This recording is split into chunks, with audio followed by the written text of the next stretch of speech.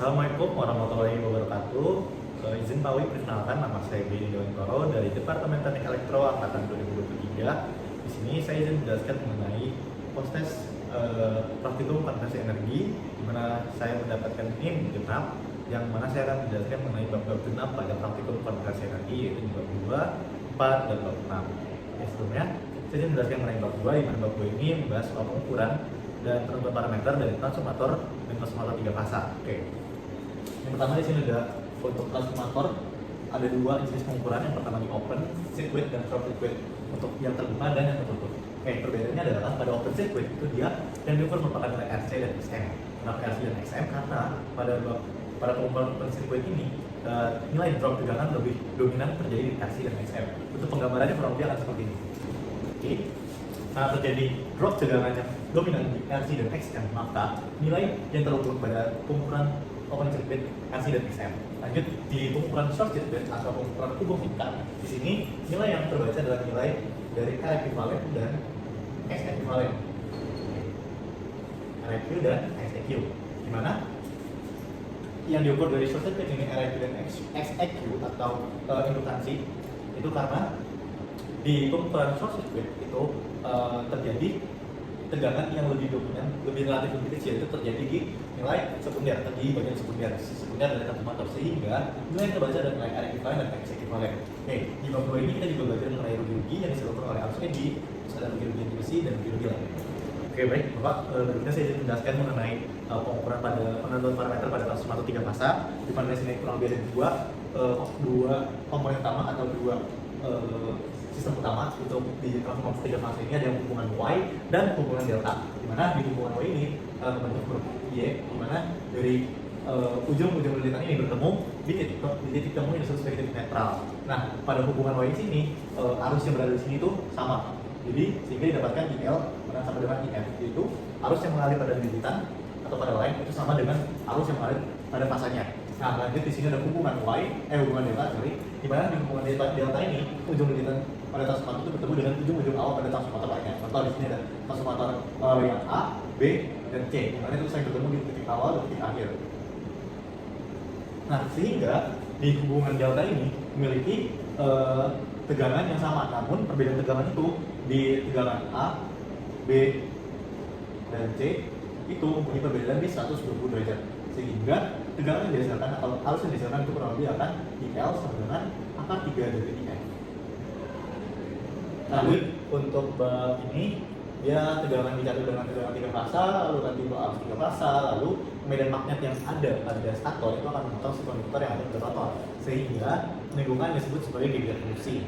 Lalu di sini karena ada rangkaian tertutup, maka akan timbul yang disebut sebagai arus jangkar di sini, Pak. Lanjut untuk berikutnya, karena ada timbul arus jangkar, lalu karena motor AC itu dia akan menimbulkan gaya Lorentz atau F sama dengan B dikali I dikali L. Nah, lanjut di mana dari gaya Lorentz ini akan timbul yang disebut sebagai torsi. Nah, dari torsi ini yang menyebabkan motor ini dapat berputar. Lanjut berikutnya untuk alat-alat yang kita gunakan pada praktikum ini, itu pertama ada pengatur tegangan, ada power analyzer untuk menganalisis dari tegangan itu sendiri. Lalu di sini juga ada yang disebut sebagai stator, rotor, dan juga di sini kita mengukur menggunakan multimeter untuk mengukur tegangan. Dan juga pada bab ini kita juga menggunakan yang disebut sebagai tachometer untuk mengukur dari perputaran si rotornya itu sendiri. Baik, berikutnya Bapak saya menjelaskan mengenai bab 6, yaitu motor pemuat terpisah dan juga motor pemuat sendiri, motor listrik pemuat terpisah dan pemuat tersendiri. Di sini kita mempelajari dua jenis motor itu. Perbedaan utamanya adalah pada pemuat sendiri itu dia menggunakan tegangan yang berasal dari sumber tegangan yang sama, sedangkan pada pemuat terpisah itu menggunakan tegangan yang berbeda atau yang disebut sebagai strictly excitement. Nah, lanjut di pemuat sendiri itu ada 3, yaitu pemuat sendiri untuk motor, ada untuk shunt, terus ada yang seri, dan juga ada yang kombinasi gitu. Nah, perbedaannya apa? Untuk yang shunt itu dia paralel untuk si motornya, untuk si tegangan starter dan si rotornya. Lalu untuk si seri itu jadi seri antara keduanya. Lalu ada yang kombinasi, yaitu penggabungan dari dua jenis, yaitu paralel dan seri. Nah, berikutnya saya ingin menjelaskan mengenai cara kerja atau prinsip kerja dari motor motor DC.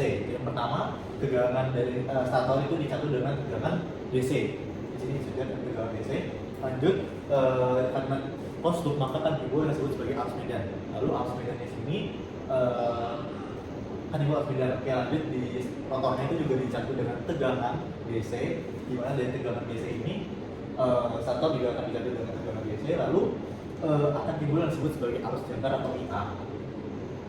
Oke, ini juga ada arus medan. Oke, nah lanjut, karena ada perbedaan medan magnet antara IA dan IF, maka itu akan memenuhi yang disebut dengan hukum Lorentz, yaitu F sama dengan B medan magnet dikalikan tegangan dikalikan dengan L-nya atau luasnya. Oke, lanjut. Oke, yang pertama itu untuk penyalaan.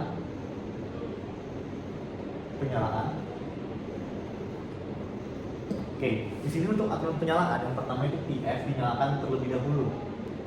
Sehingga apabila IF ini dinyalakan terakhir, maka si IF ini akan timbul yang disebut sebagai overcurrent atau perlebihan dari tegangan. Lalu ada juga yang disebut dengan yang kedua itu adalah aturan kematian atau penurunan. Jadi prinsip kerjanya yaitu IF dimatikan terlebih dahulu untuk yang pendulum ini.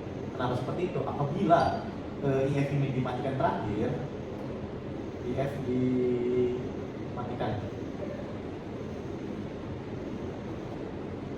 terlebih dahulu.